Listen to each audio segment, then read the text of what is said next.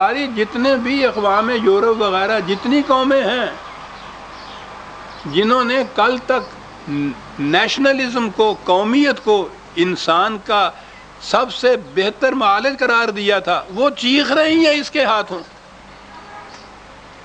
تلاش کر رہی ہیں کسی ایسے نظام کو جس میں قومیت کا مدار نظری اشتراک ہو، نسل، رنگ، زبان، جغرافیہ، وطن یہ نہ ہو۔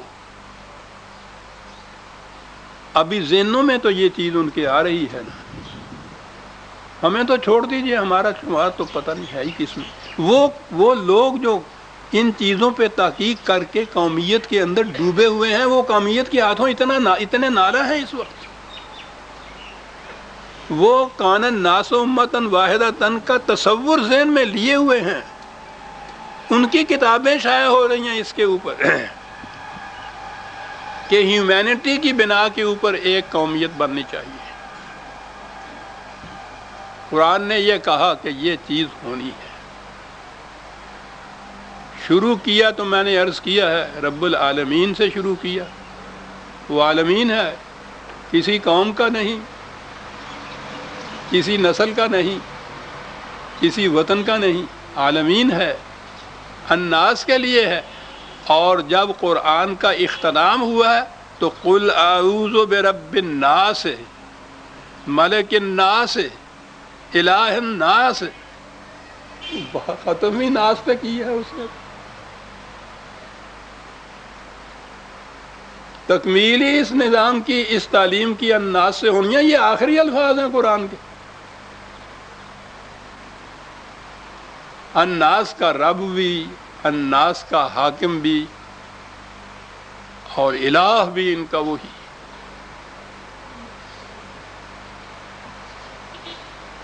جتنے تصورات ہو سکتے ہیں کسی کی عظمت اور بلندی کے، وہ سارے کے سارے خدا کی ذات میں، اور وہ الناس کے لیے پھر آئے گا۔ اب ان ناس کے بعد پھر آپ دیکھ لیجئے کہ یوم یقوم الناس لرب العالمین، جس دور میں الناس کھڑے ہو جائیں گے، اٹھ کھڑے ہوں گے، کاہے کے لیے؟ ربوبیت عالمینی کے لیے۔ اس سے پہلے جو قوم بھی اٹھتی ہے، کوئی قوت حاصل کر لیتی ہے، وہ دوسری قوموں کی تباہی کے لیے، استحصال کے لیے، ان کے استحصال کے لیے، ان کی جڑیں کاٹنے کے لیے، ان کو کمزور کرنے کے لیے، اپنی قوم کو طاقتور بنانے کے لیے۔ قومیت کے نظریے کا یہ تقاضا ہے۔ وہ کہا کہ پھر یہ اٹھ کھڑے ہوں گے عوام، الناس، ربوبیت عالمینی کے لیے۔ تھا اس دور میں کیا ہوگا؟ بڑی عجیب چیزیں آ رہی ہیں۔ کلا انا کتاب الفجار لفی سجین،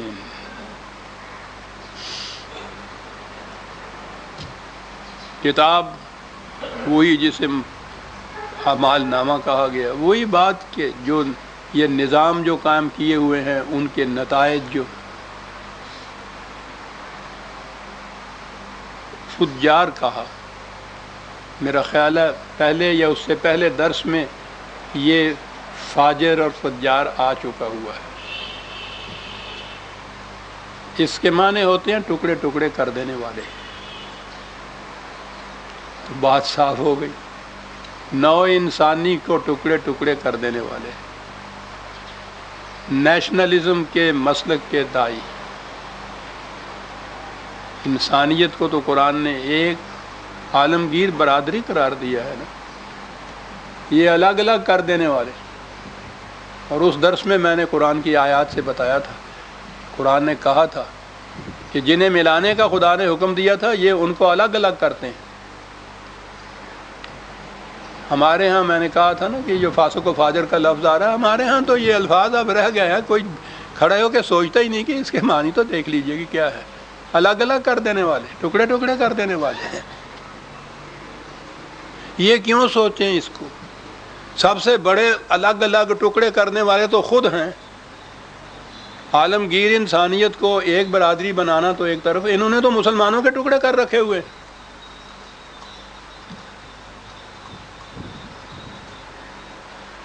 کوئی آپ سے پوچھے کہ آپ کون ہیں، کہیے میں مسلمان ہوں. اوہ نہیں صاحب، مسلمان تو ہوا نا. کون سا مسلمان؟ یعنی تسلی نہیں ہو رہی ہے مسلمان کو. سنی ہو شیعہ کہ جی میں سنی ہوں.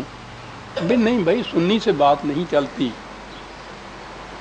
آگے بات کرو نا. اہل حدیث ہو، اہل فقہ ہو، کون سے ہو کہ جی میں اہل فقہ ہوں. اچھا اچھا اچھا، کون سی فقہ کے ماننے والے ہو جی؟ حنفی ہو، مالکی ہو، شافعی ہو، حنبلی ہو. چلے جی، اور ٹکڑا ٹکڑا ڈٹ ٹکڑا کرتے چلے جاؤ. جسے ملانے کا خدا نے حکم دیا تھا اس کو قطع کرتے چلے جاؤ. کہ جی فقہ حنفی کا مال. اچھا اچھا، حنفی، شکر الحمدللہ. دیوبندی ہو، بریلوی ہو، دونوں حنفی فقہ کا. خدا کا نام مانو بابا، میں کچھ بھی نہیں ہوں. پہلے ہی غلطی کر چکا جو کہہ دیا مسلمان ہوں.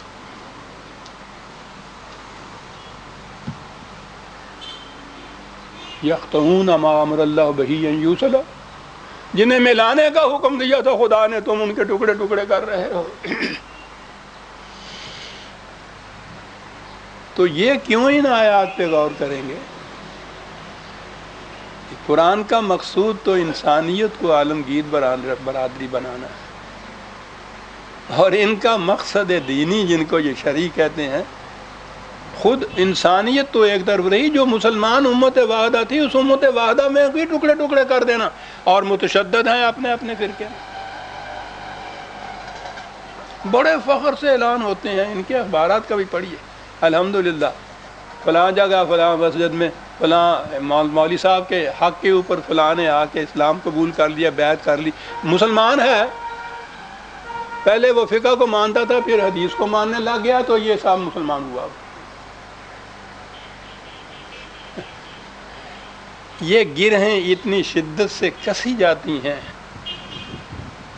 کہ ادھر سے ادھر نہیں ہو جاتا. تو جس قوم کی اپنی حالت یہ ہو کہ وہ مومن کہلانے کے باوجود، خدا نے تو مسلمین کا نام رکھا تھا، ہوا سماکم المسلمین.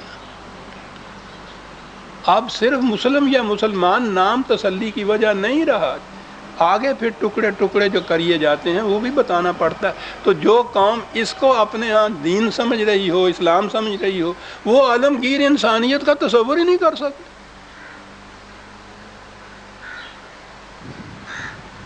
اسی قوم کے اندر، اب قوم بھی کہا جائے تو کیا، تو قوم تو ہے ہی نہیں، مسلمان کہلانے والا ہی صحیح جو کچھ بھی ہے. دیکھ رہے ہیں 4 سال سے جنگیں شروع ہوئی ہیں آپس میں. بڑے فخر سے اعلان ہوتا ہے کہ ہم نے کل ایک دن کے اندر 10,000 علاقی مار دیے. وہ کہتے ہیں ہم نے اتنے جہاز ان کے ڈبو دیے. ان کے اے چشم اشک بار ذرا دیکھ تو صحیح، یہ گھر جو بہ رہا ہے کہیں تیرا گھر نہ ہو.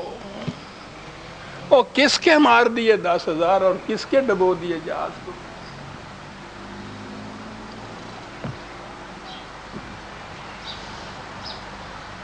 یہ قوم عزیزان من نظر آتا ہے، مذہب کے پھندوں میں جو پھنس جائے وہ شاید ہی کہیں عالمگیر انسانیت پہ آ جائے. وہ قومیں آ جائیں گی جو ان مسائل کو صرف آن میرٹ سوچتی ہیں کہ قومیت کے کتوں میں تقسیم ہونے سے ہمارا کتنا نقصان ہو گیا.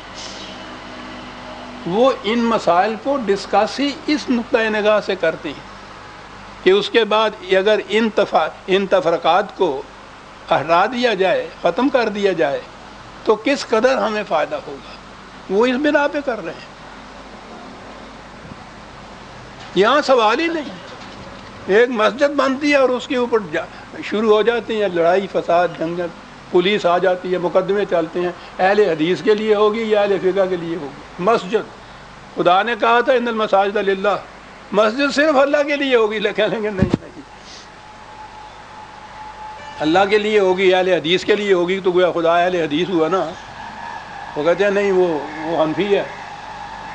اللہ کے لیے جو مسجد ہے تو پھر وہ کہتے ہیں نا